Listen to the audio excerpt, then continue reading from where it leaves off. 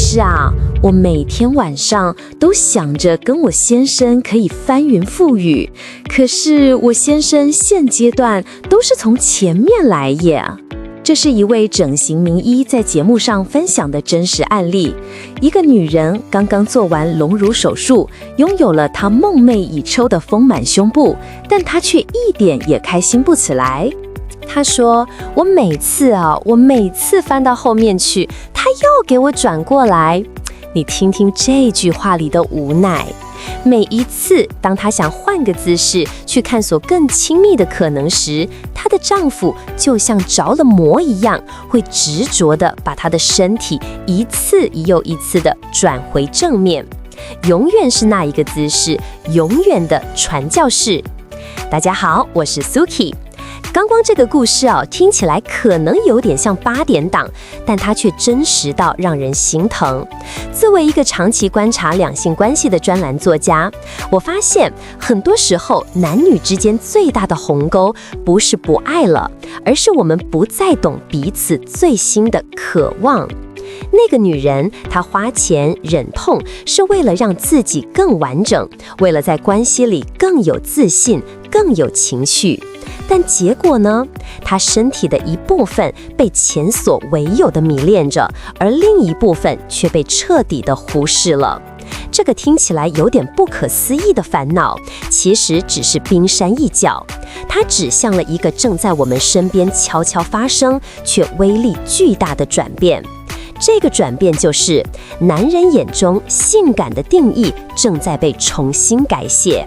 节目上主持人分享了另一个观察，他说：我那天在东区看到那个瑜伽裤的丰臀，那个感觉比我看到 32F 还要震撼。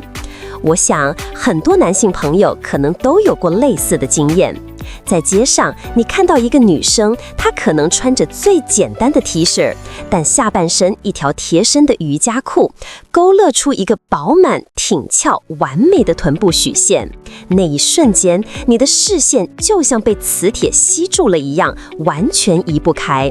那种震撼是一种视觉上的冲击，更是一种本能的悸动。它跟看到一个女生穿着低胸上衣，露出深邃事业线的感觉完全不同。事业线的吸引力是直接的，是具象的，它像一个巨大的惊叹号，告诉你我很丰满。但一个完美的臀型，它所传达的是一种更完整、更具艺术性的美感。它是一条流动的曲线，是从纤细的腰部平滑过渡到饱满臀部，再连接到修长双腿的那个 S 型。它代表的是一种比例，一种体态，一种生命力的展现。这就引出了我们今天真正想聊的核心：为什么后面的风景变得越来越重要？答案很简单，因为男性的审美正在从单纯的尺寸崇拜进化到对整体比例的欣赏，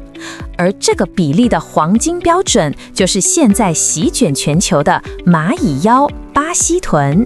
你一定听过这个词，蚂蚁腰、巴西臀，这几乎是当代女性最极致的身材梦想。用我们更传统的说法，就是台语里那句腰束奶棚卡成定口扣，这句话描绘的就是一个完美的葫芦形身材。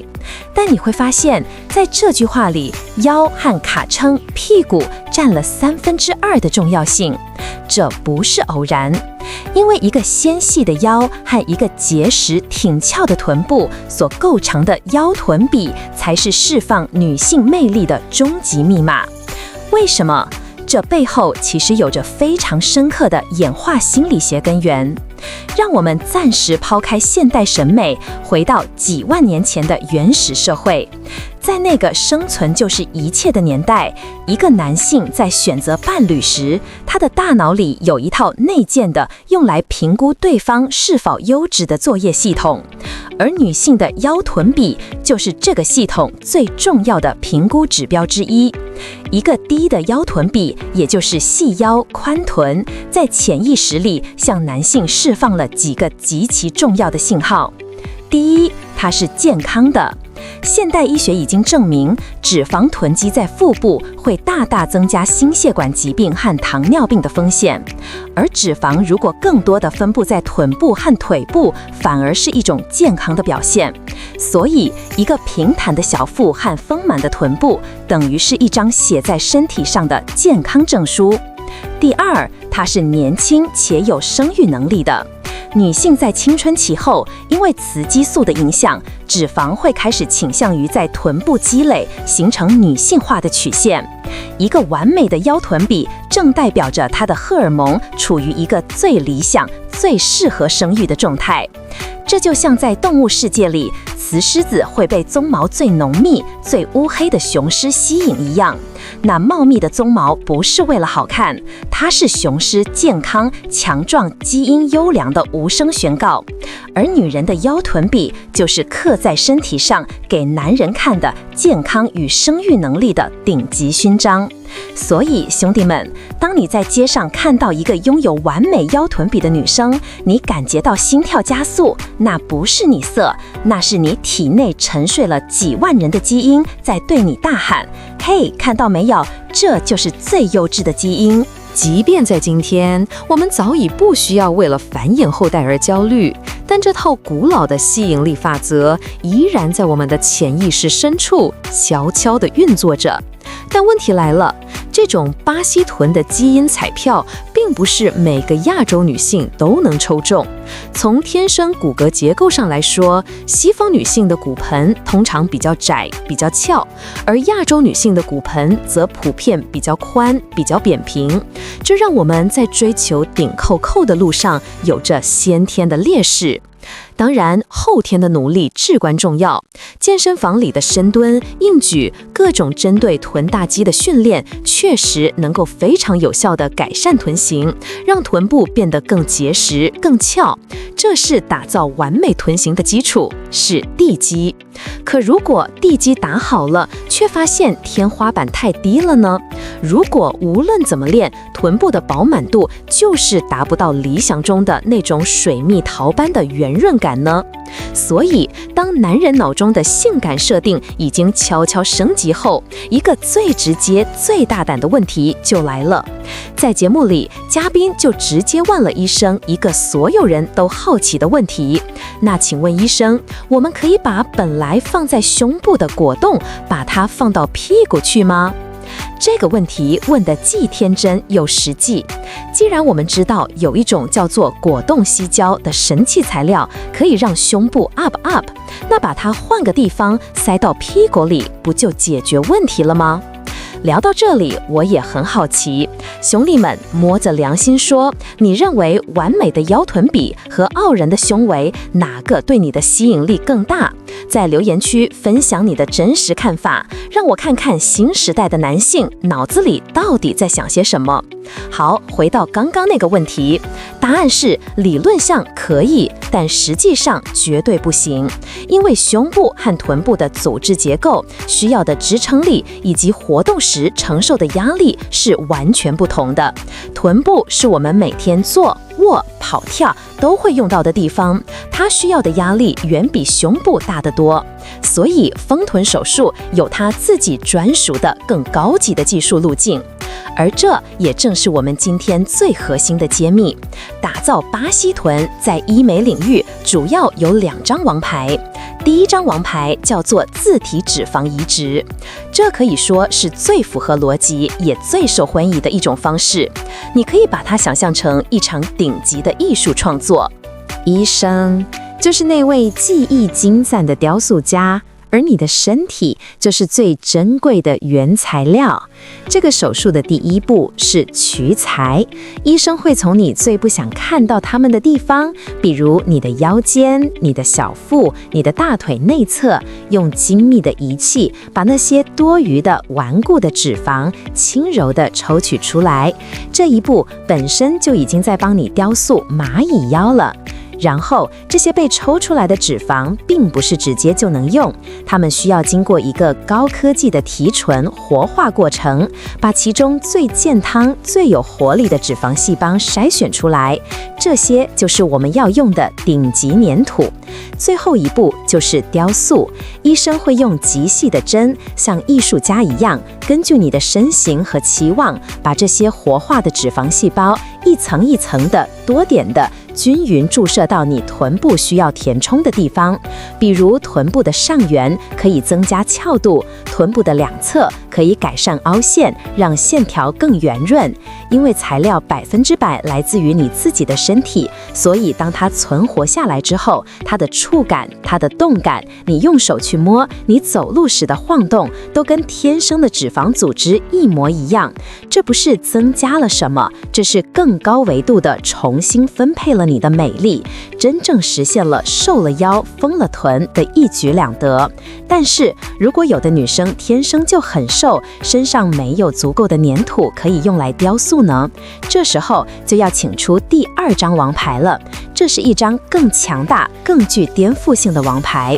那就是臀部假体植入。如果说自体脂肪是精雕细琢的艺术品，那么假体植入就是宏伟坚固的建筑学。当一个人天生平平，脂肪不足，依靠自身材料无法撑起理想的轮廓时，我们就需要一个强大的内部支撑。臀部假体就是这个钢骨结构，它是一种专门为臀部设计的密度更高、形态更固定的果冻硅胶植入物。手术时，医生会在臀线等隐蔽处做一个小切口，将这个钢骨精准地放在臀大肌的肌肉层之间。这个植入物本身就决定了臀部最基础的那个挺翘浑圆的轮廓，然后医生再用你自身的肌肉和组织覆盖它，让外观看起来平滑自然。这个方案尤其适合那些追求极致翘度、希望臀型有翻天覆地改变的人。但是如果有的女生天生就很瘦，身上没有足够的粘土可以用来雕塑呢，这时候就要请出第2张王牌了。这是一张更强大、更具颠覆性的王牌，那就是臀部假体植入。如果说自体脂肪是精雕细琢的艺术品，那么假体植入就是宏伟坚固的建筑学。当一个人天生平平，脂肪不足，依靠自身材料无法撑起理想的轮廓时，我们就需要一个强大的内部支撑。臀部假体就是这个钢骨结构，它是一种专门为臀部设计的密度更高、形态更固定的果冻硅胶植入物。手术时，医生会在臀线等隐蔽处做一个小切口，将这个钢骨精准地放置在臀大肌的肌肉层之间。这个植入物本身就决定了臀部最基础的那个挺翘浑圆的轮廓，然后医生再用你自身的肌肉和组织覆盖它，让外观看起来平滑自然。这个方案尤其适合那些追求极致翘度、希望臀型有翻天覆地改变的人。然后，这是一张更强大、更具颠覆性的王牌，那就是臀部假体植入。如果说自体脂肪是精雕细琢的艺术品，那么假体植入就是宏伟坚固的建筑学。当一个人天生平平，脂肪不足，依靠自身材料无法撑起理想的轮廓时，我们就需要一个强大的内部支撑。臀部假体就是这个钢骨结构，它是一种专门为臀部设计的密度更高、形态更固定的果冻硅胶植入物。手术时，医生会在臀线等隐蔽处做一个小切口，将这个钢骨精准地放置在臀大肌的肌肉层之间。这个植入物本身就决定了臀部最基础的那个挺翘浑圆的轮廓，然后医生再用你自身的肌肉和组织覆盖它，让外观看起来平滑自然。这个方案尤其适合那些追求极致翘度、希望臀型有翻天覆地改变的人。讲到假体，很多人最担心的就是安全吗？做下去会不会破掉？这就是科技最令人惊叹的地方。节目上的医生给出了一个让我们所有人都目瞪口呆的比喻。他说，现在顶级的臀部假体，它的强韧程度是经过暴力美学测试的。想象一下那个画面，在一个专业的实验室里，他们不是用铁锤去敲，不是用几百公斤的重物去压，他们开来一辆法拉利，你没听错，就是那种你梦想中的时速能飙到300公里的超级跑车，用它呼啸而过的轮胎，直接从这个小小的柔软的植入物上斩过去。结果呢，它毫发无伤。医生说，我们的假体基本上法拉利修过去不会破，唯一怕的只有针刺。这就是现代医学的实力，它提供的不仅仅是美丽，更是一种极致的安全感。讲完女生们为了后面的美感能做到多极致，我们也得公平一点，聊聊男生们的烦恼。说真的，女人在意臀型，跟男人在意你懂的那个长度，根本是同一个道理。节目里大家聊开了，就讲到一个行业趣闻，说很多男模在拍内裤广告的时候，为了让画面看起来更雄伟，会在裤裆里塞东西。塞什么？塞报纸，塞袜子，都是基本操作。这背后是什么？是焦虑，是对尺寸的焦虑。这种焦虑跟女人每天站在体重机上为那0点几公斤的数字而揪心是完全一样的。现场的男性来宾也开玩笑说，男生嘴巴都很硬都是说我够，我很够，17公分。然后摄影大哥在旁边默默补了一句，现在都流行讲30公分了。全场大笑，但这个笑声背后是一种集体的共鸣。你看，无论男女，我们都活在一种身体意象的焦虑之中。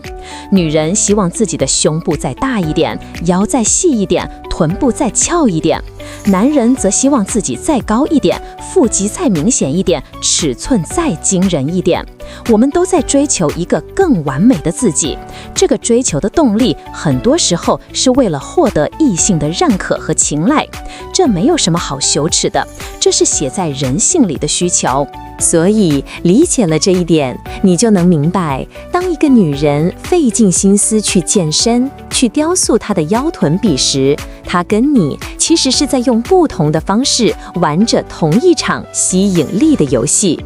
好了，让我们回到今天的主题。从一开始那个丰胸后的烦恼，到街头瑜伽裤的震撼，再到巴西臀背后的科学与医学，我想今天我们一起完成了一次深度的探索。最重要的结论是，现代两性关系中的性感资本已经进入了一个全新的时代，单纯的大不再是唯一的通行证。一个由精致的腰线和饱满的臀部构成的完美腰臀比，已经成为了与胸部同等重要，甚至在很多情境下更具吸引力的性感符号。无论你是选择走进健身房，用汗水雕塑自己的曲线，还是考虑借助现代医学的力量实现更极致的改变，我都想提醒你，最重要的是找到最了解你、最适合你的方案。务必与专业的教练、专业的医师进行充分的沟通，因为最终所有的努力都是为了让你更喜欢镜子里的自己，也让你爱的人更懂得欣赏一个完整的你。今天我们聊的只是冰山一角，如果你想看更多这类深入剖析两性心理与魅力真相的内容，记得一定要订阅我的频道。老实说，像这样又直白又硬核的内容，随时都可能因为太过真实而被下架，所以关注我，才不会错过下一次的猛料。也欢迎在评论区留下你的看法，我们下次见。